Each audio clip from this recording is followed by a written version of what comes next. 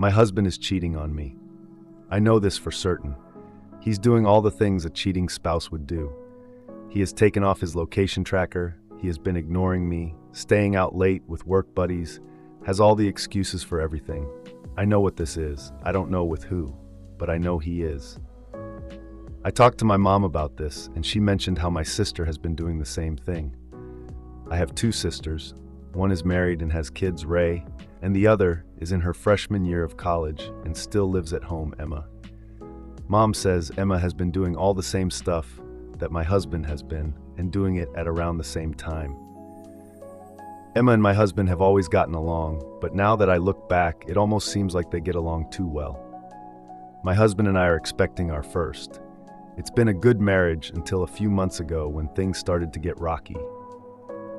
Then this. I confronted my sister this morning and she denied everything and called me an insecure bitch, but even insinuating it. I told her mom told me, and now my mom is upset because I threw her under the bus. Ray doesn't want any part of this mess. Am I the asshole? Update. It's now really late where we live. My husband has not come home. He has not answered his phone. I texted him multiple times and I know he has read the messages, but he won't answer his phone. I was going to talk to him about this when he got back, but he's not back yet. I don't know if he's coming back. As I said in a previous comment, I am 37 weeks pregnant. I have preeclampsia. My BP is skyrocketing. I'm trying to calm down. To everyone who said to get a PI, I have been on unpaid FMLA for the last month because of my BP complications. I have no money for anything other than this child. All of my savings are going towards my kid's future, and if there are further complications, medical bills, a PI is not in my budget. To the people who are telling me that I jump to conclusions, but also are telling me to get a divorce in the same breath, isn't a divorce also jumping to conclusions? Divorce is not in the budget, Arn, either. I know how much lawyers cost. My life is completely upended. It has been over 24 hours since I confronted my younger sister, Emma, about cheating with my husband. I was 1,000% sure my husband was cheating with her based on what our mother told me yesterday. It turns out I was wrong. My husband did not come home last night. I know he read my text messages because they are marked red. He ignores all of my calls, though. I had no idea where he was. I got about 2 hours of sleep last night, and that was only because I was utterly exhausted. I woke up to my older sister, Ray, calling. I answered it. Ray lives in the cul-de-sac at the end of our parents' street, about 5 houses down. Ray is also a Sam.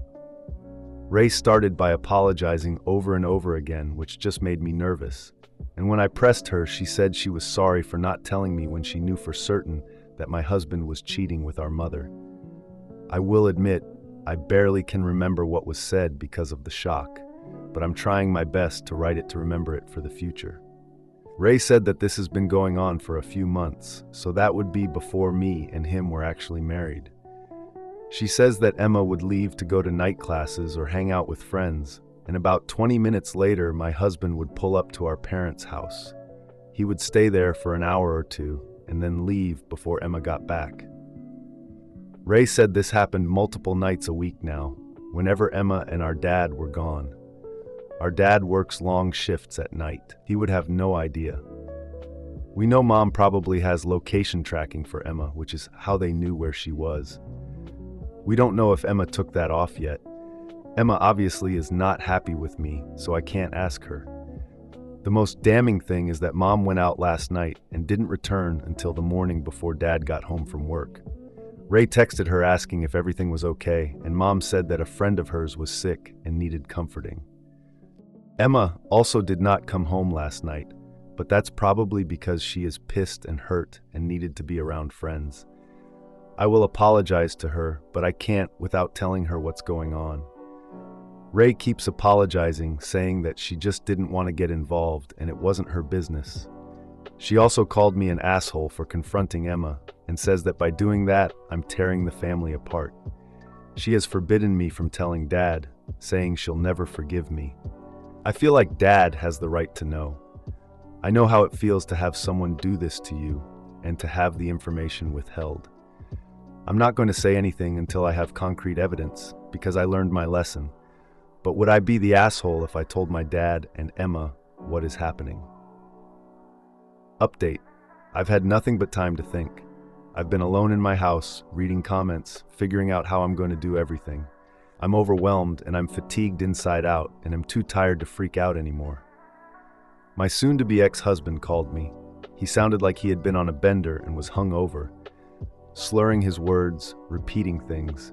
He said he's sorry, that he's a piece of crap, that he loves me, that he's on his way home. He turned on his location and did a check-in, so I know he is on the HY headed towards my house, but I don't know where he was. Our mother has been unusually silent. Ray apologized again over text. I don't care anymore. I haven't talked to my dad or Emma. I'm not going to until I have something concrete. I don't want to be that person again. Addressing some comments, Ray does use our mother for childcare. Could be a reason why she doesn't want to rock the boat. Probably the reason, actually. This is not the first time our mother has cheated on our dad. I remember back when I was around 11, they separated for a while. It was very traumatic for all of us. I have an appointment with my OB later this week where we will discuss inductions. My BP has been hovering around 155/87, 145/80. Swelling has been worse. I'm monitoring my health along with the baby. The cul-de-sac is not a trailer park, though. I did chuckle. It may as well be one now. I am sure that in order to record him, I need his consent. I'll work on that when he gets home. I have thoughts about how to do it. I'm trying to be smarter.